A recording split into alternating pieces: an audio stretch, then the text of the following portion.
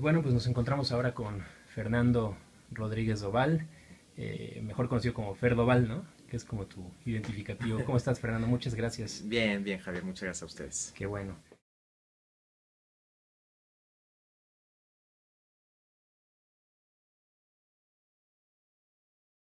¿Qué es para ti la transparencia, Fernando?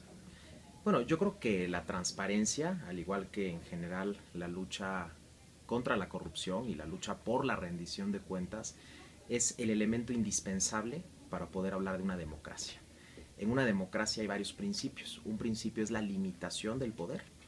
Los que tenemos algún cargo público, seamos legisladores, servidores del Poder Ejecutivo, integrantes del Poder Judicial, no somos más que mandatarios del ciudadano. O sea, nosotros estamos a las órdenes del ciudadano. El ciudadano nos contrata para poder armonizar, para poder ordenar la convivencia. Esa es la democracia, precisamente. Entonces, si no existe transparencia o si nosotros utilizamos esos recursos públicos para nuestro propio beneficio personal y privado, estamos atentando contra esos ciudadanos que nos contratan y contra la esencia misma de la democracia. Por eso la lucha por la transparencia, la lucha contra la corrupción, es también la lucha a favor de la democracia misma. ¿Qué pasa con esos 620 restantes? Pues mira, Es muy difícil ir y declarar y punto. nosotros cuando iniciamos este movimiento de 3 de 3, que originalmente éramos 4, luego se sumaron otros 4 más, ya somos 8 entre diputados federales y senadores, quisimos ser muy respetuosos. Nosotros no quisimos obligar a nadie.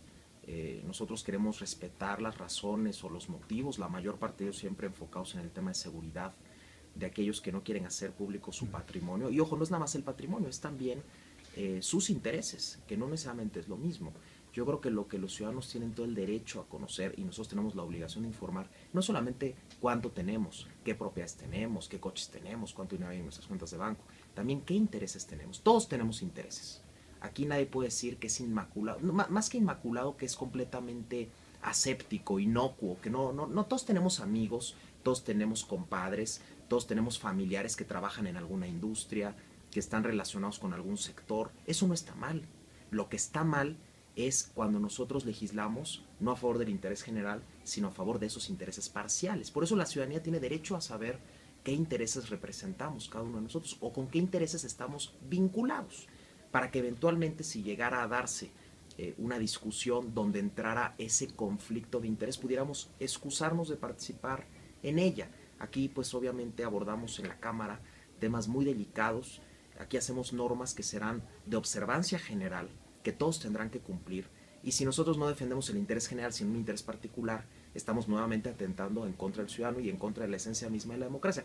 Por eso es que estos 8, bueno, primero 4 y luego los otros 4 que se suman, y que ahora ya somos 8 legisladores, lo que quisimos fue iniciar un movimiento que seguramente va a tardar tiempo, porque es generar una nueva cultura de la transparencia, de la información, de la rendición de cuentas, pero yo estoy seguro que cada vez más y más legisladores se irán sumando. Y no solamente los actuales legisladores, también los que quieran ser legisladores, los que quieran obtener un cargo público, ahora que estamos ya en época de campañas electorales.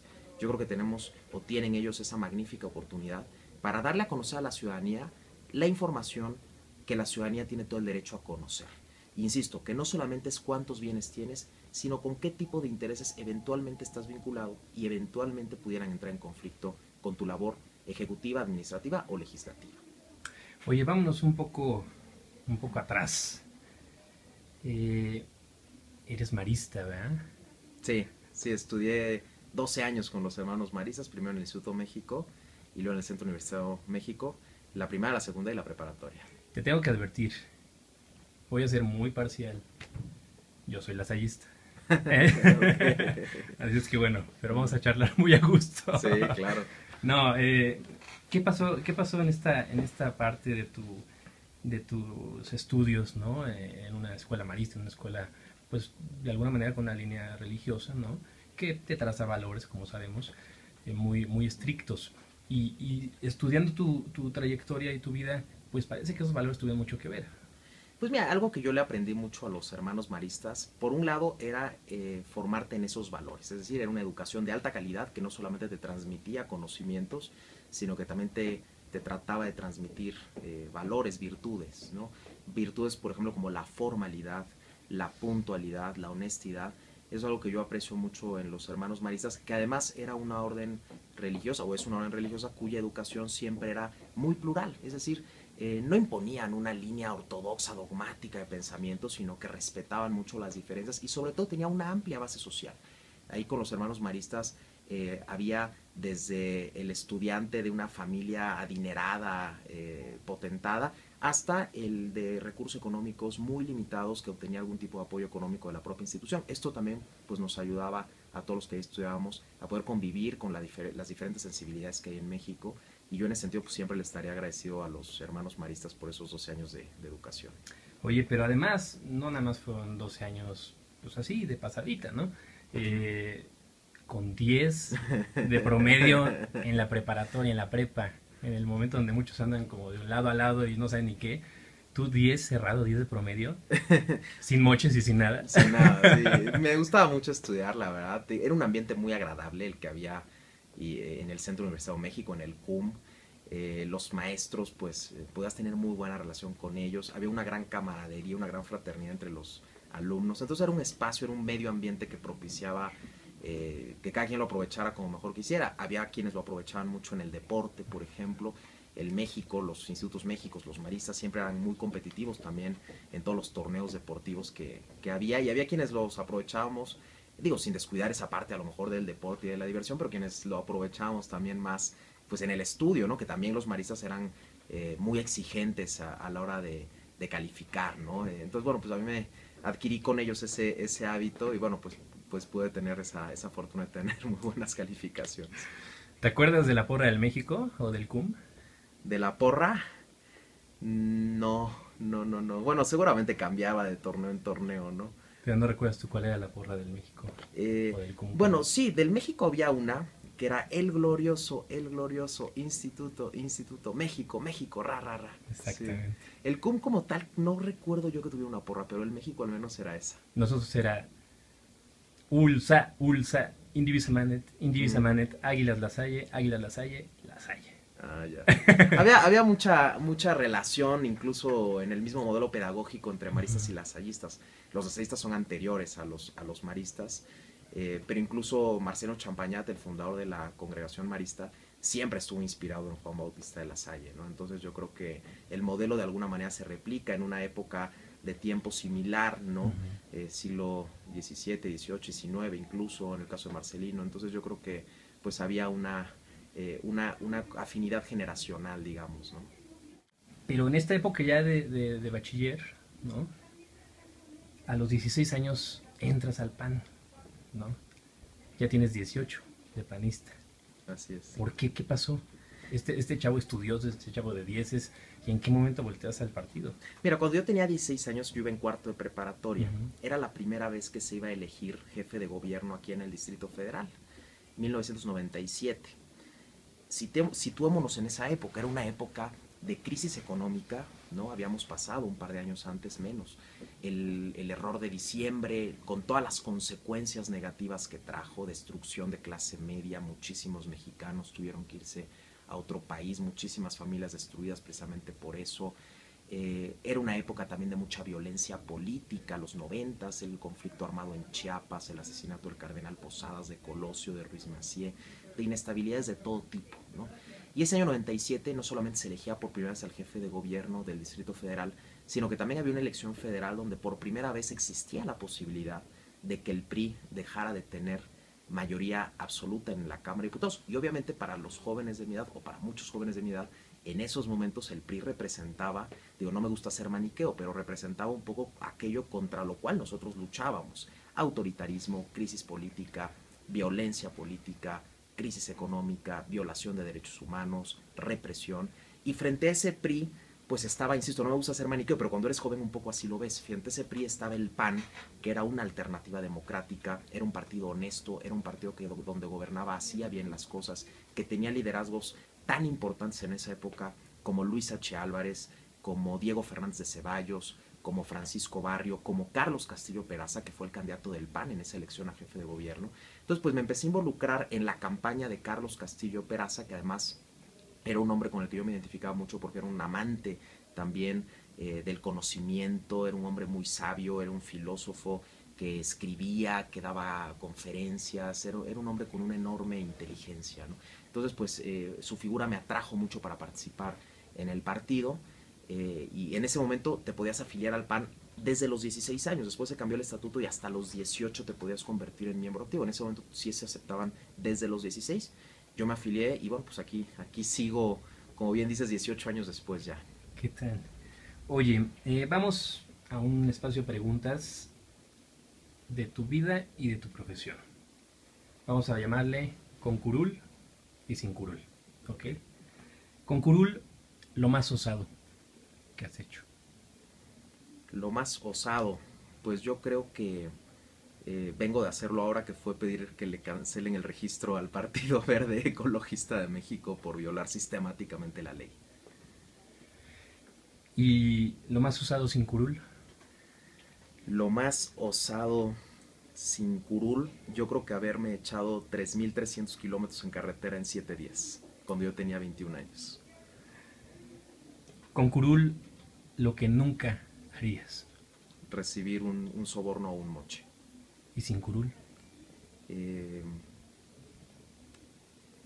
Violentar o tratar, o, ¿cómo decirlo?, traicionar a las personas que me quieren.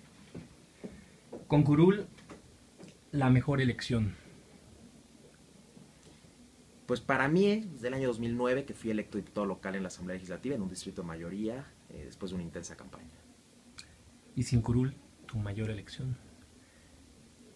Yo creo que la carrera que estudié, ciencia política. Con curul, lo más divertido. Los buenos debates que luego nos hemos aventado, concretamente cuando hemos tocado reformas importantes como la reforma política, por ejemplo la política electoral, yo creo que eso fue algo bastante divertido. Y sin curul, lo más divertido. Lo más divertido sin curul, híjole, pues son muchas cosas, pero yo creo que lo más divertido fue mi 6º año de preparatoria, justamente. El momento más difícil con curul.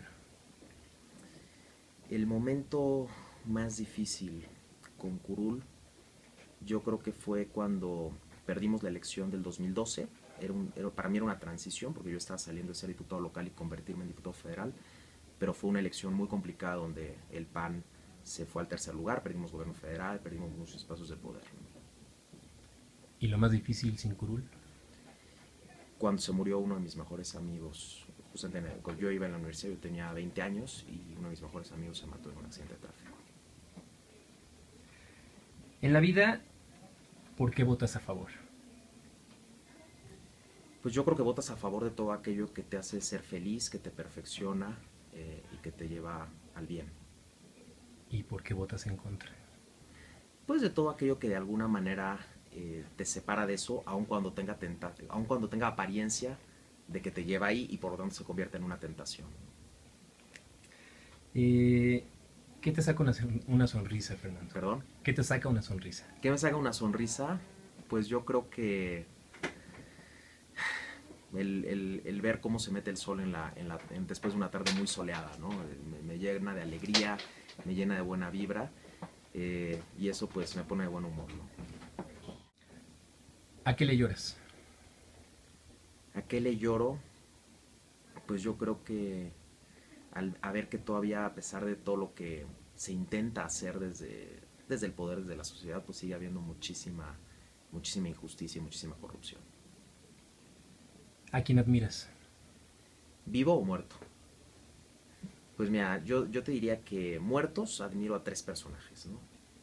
El citado Carlos Castillo Peraza, Carlos Abascal, que fue alguien con quien también trabajé y era una persona excepcional, y Alonso Lujambio, que fue uno de mis profesores, que también ya ha fallecido y que también me dejó una marca indeleble, ¿no? Vivos, admiro a Luis H. Álvarez, un hombre que a sus 95 años pues nos ha dado un testimonio de vida por la democracia y de lucha por la democracia impresionante.